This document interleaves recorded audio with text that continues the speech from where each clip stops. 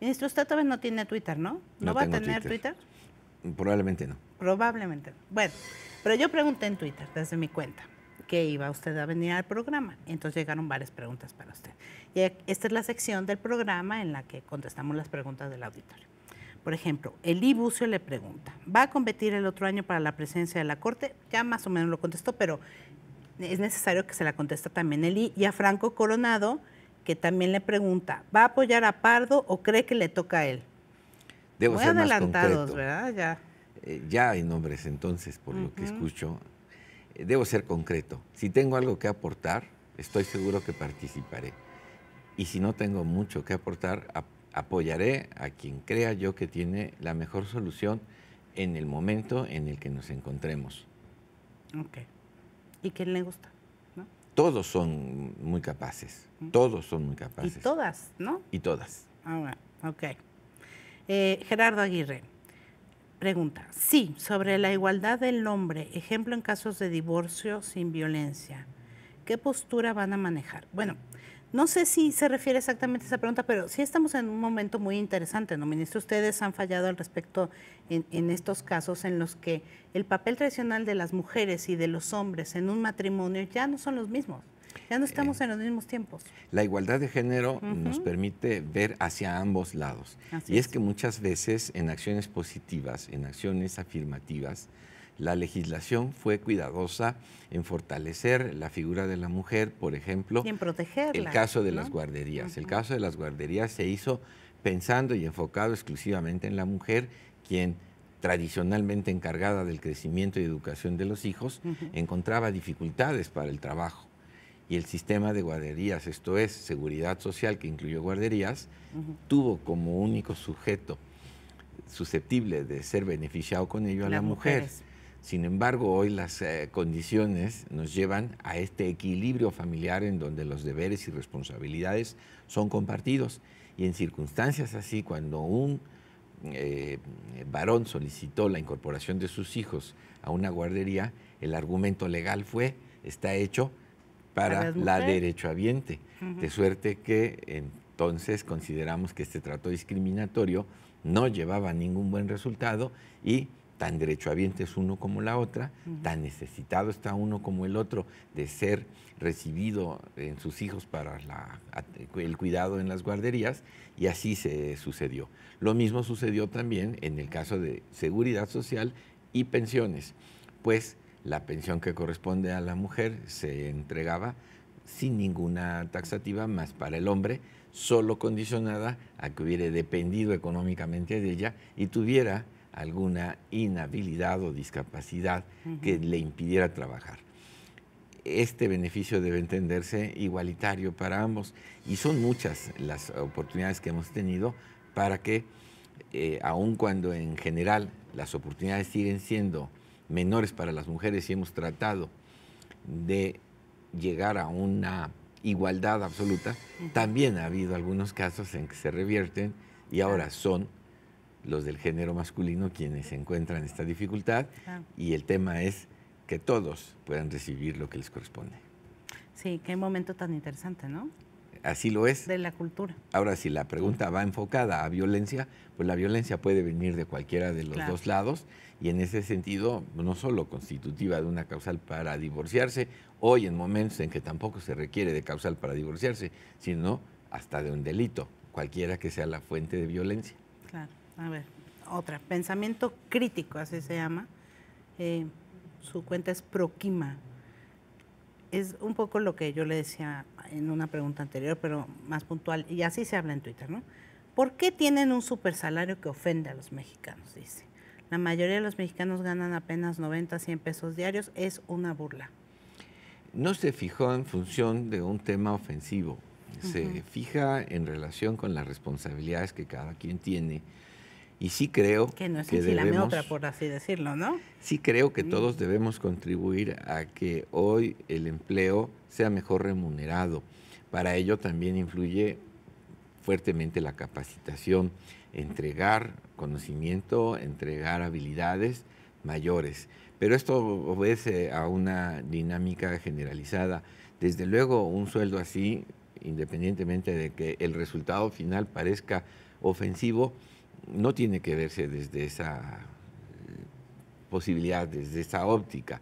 Creo que debemos entender de alguna manera que el nivel de responsabilidad lleva implícito también un nivel de sueldo equivalente al grado de preparación y de funciones, pero esto no quita que también hagamos todo lo necesario, incluso desde la Corte, en donde más demandados estamos a encontrar ello, el equilibrio mayor para que el sueldo resulte más remunerador, de mayor rendimiento y se pague mucho mejor el trabajo de los operarios. Muy bien. Juan Pablo Álvarez le pregunta, ¿por qué nos da siempre la impresión, bueno, a él le da siempre la impresión, pero así se lo pregunta, que los jueces realmente no imparten justicia, sobre todo en las altas esferas? Es muy importante informarse de todo el proceso que determina un juicio y la sentencia misma. Es como cualquier novela, si tomamos las 4 últimas hojas, pues es posible que no nos hayamos entendido bien de cuál es la problemática completa. Es conveniente entonces conocer todas y cada una de las etapas. En nosotros está también ofrecer a quien nos sigue toda una historia completa, toda una referencia completa de lo que se está resolviendo, cuáles son los puntos en conflicto, la aplicación del derecho, si es que hubo pruebas para demostrar algún hecho y el veredicto final sobre qué se apoya. Creo que cuando ejercemos esta función con la información debida, puede que se comparta o no el criterio definitivo, mas también es importante saber que frente a nosotros hubo disyuntivas que hubo que ir agotando hasta encontrar la que más convence en un ánimo de impartir justicia. Por eso la percepción muchas veces pudiera parecer incompleta. Ruego yo, primero antes que nada, poniéndome en la obligación de buscar ser lo más abierto en la documentación de nuestros casos, pero que a partir de ellos también, para poderse formar un criterio más certero de la decisión, conocer mucho más qué vino detrás de cada cosa. Yo creo que Juan Pablo se refería a que sí hay una diferencia entre personas que por tener recursos económicos pueden pagar mejores abogados que tramiten amparos, etcétera, a personas que no los tienen, que sí hay una percepción de que la justicia es diferente para las personas que pueden pagarla, pueden pagar apoyos y los que no. La recurrencia nos haría inevitablemente pensar que así es, pero el juez no tiene que estar supeditado necesariamente a lo que las partes argumenten y en función de la calidad de los abogados para decidir si da o no justicia. Tiene que entregarla de cualquier modo. Lo cierto es que cuando hay contienda, un abogado con mayor preparación tiende a ser muchísimo más ingenioso, creativo y busca más la forma de demostrarle al juez cuáles son exactamente los hechos. Esa preparación necesariamente termina por redundar en alguna serie de resultados positivos.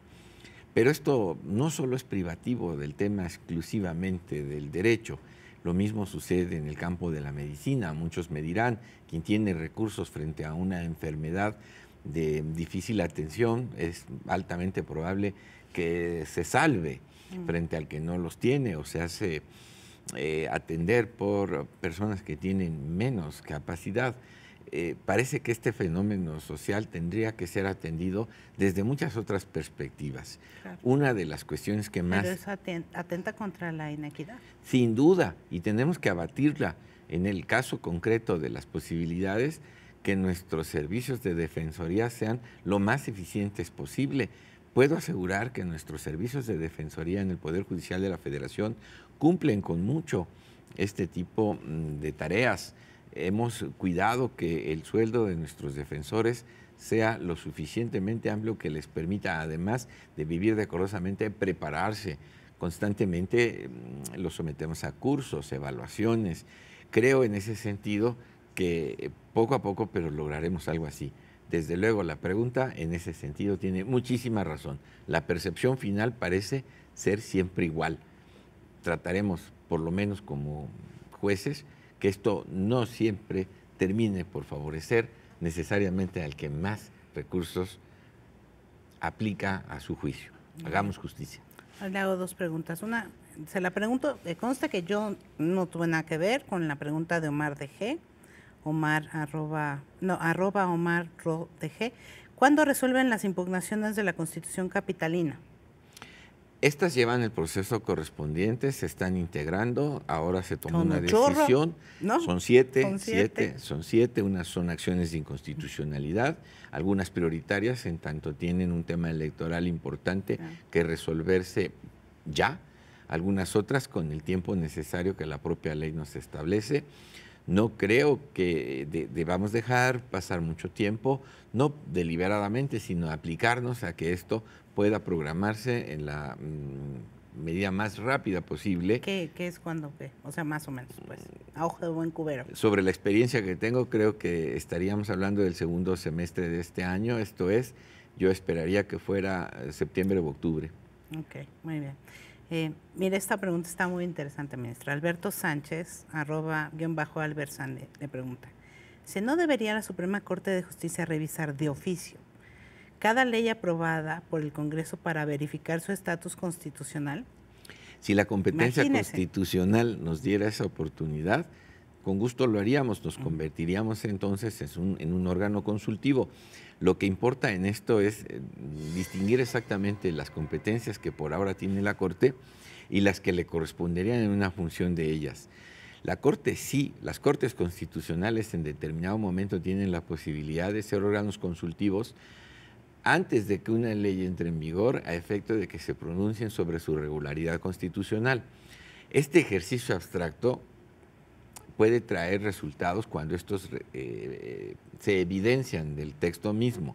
Sin embargo, la experiencia a mí me demuestra que por más que de inicio yo vea una ley y pueda entender que ésta se encuentra conforme a la Constitución, con gran facilidad, cuando los juicios se promueven, advierto cosas que de entrada no hubiera yo encontrado de ninguna manera.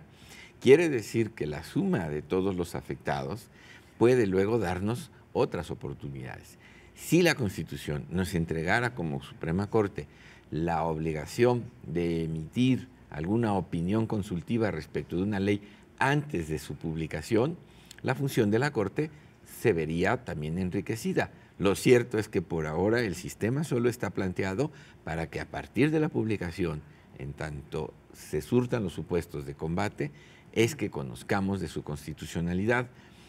Sí podríamos hacer lo demás, en tanto la Constitución así nos lo atribuya, y nos convertiríamos entonces en una parte consultiva.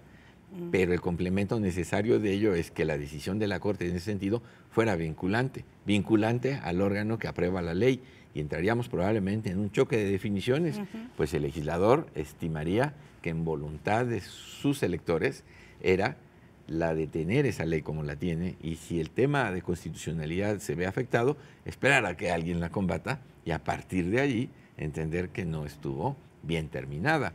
Pero es una gran oportunidad también para la Corte en pronunciarse en un control político de naturaleza abstracto que le permita dar una opinión, siempre vinculante, insisto yo, antes de publicar una norma.